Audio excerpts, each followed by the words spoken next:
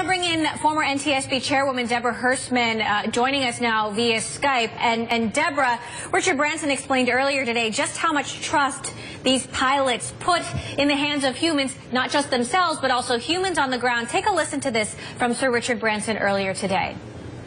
We've got to feel comfortable and safe about taking people out, but that's why test pilots put their lives on the line to see if there's any little thing that the 400 engineers down on Earth have missed.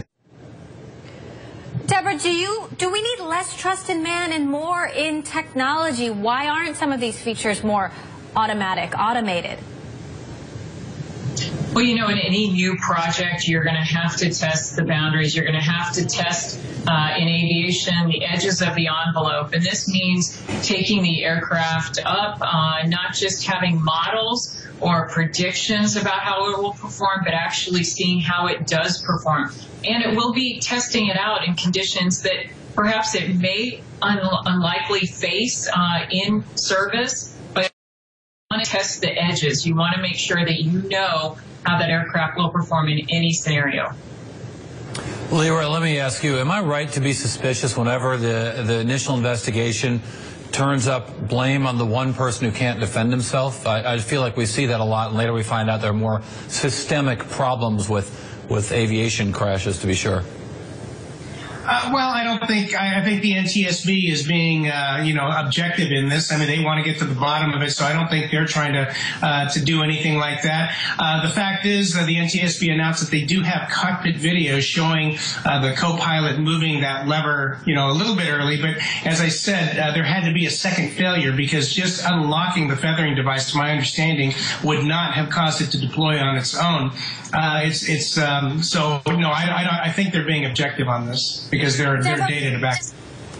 Deborah, what do you imagine investigators are doing right now, and how does this investigation of a spacecraft differ from a traditional aircraft, an airplane? Well, the good news is the NTSB does have protocols. They have procedures. They're time-tested. They've used them for decades. They have investigated test flight failures that have resulted in fatalities, and so they will be doing some of the exact same things that they've done in the past. They are going to be working very hard to interview anybody who is directly involved with this program, understand the procedures and the protocols, and also some of the pressures that might be there. And I think it's really important to say it's so early. There's so much that is not known. There are going to be a lot of different pieces of information that are going to come out. And I know it's hard to hold judgment, but I think the facts will speak for themselves eventually. You just need to give them time to develop them all. Leroy, Emily asked a great question earlier about sort of man versus machine and who should be in control of this thing. And it just takes me back to reading the right stuff. It takes me back to Chuck Yeager and the X-15 rocket planes and the great debate about whether these should be man-made, man-controlled flights or they should be controlled by computers. Is this going to be kind of what we'll always be talking about when there are accidents like this in the exploration of space?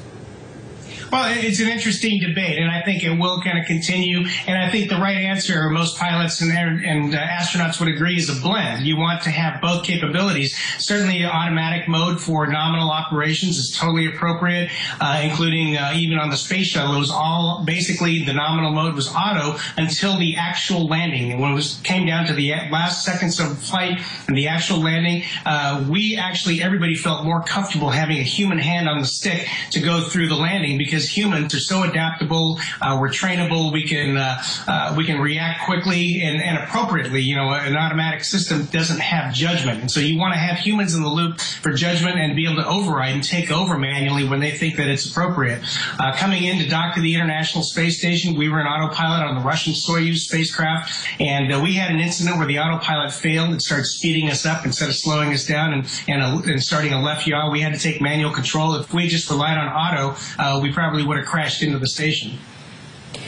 Some have said that these pilots shouldn't have been flying in this spacecraft with this engine in the first place. Some have said that Richard Branson's enthusiasm for getting tourists into space is far beyond the capabilities of the technology, really, as it exists today.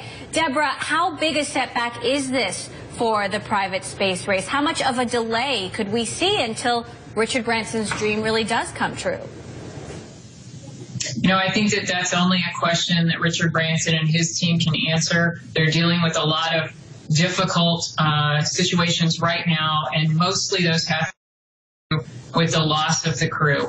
These were their friends. These were people that everyone worked with, they respected, and they looked up to. And so they are going to have to get through this period, and then they're going to have to make decisions about how they move on with the program and at what pace and what speed. But I think that many of the failures that we've seen in the past when we chart new territories are really kind of part of the process. Unfortunately, when you're doing something risky, when you're doing something on the edge, when you're doing something that's new, there are always going to be areas that are risky. And I think there's really no other way to talk about when you do something new.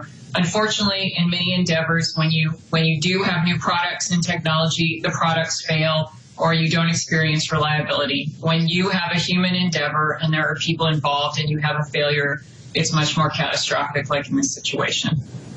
All right. Former NTSB chairwoman Deborah Hersman and former International Space Station Commander Leroy Chiao, two of the four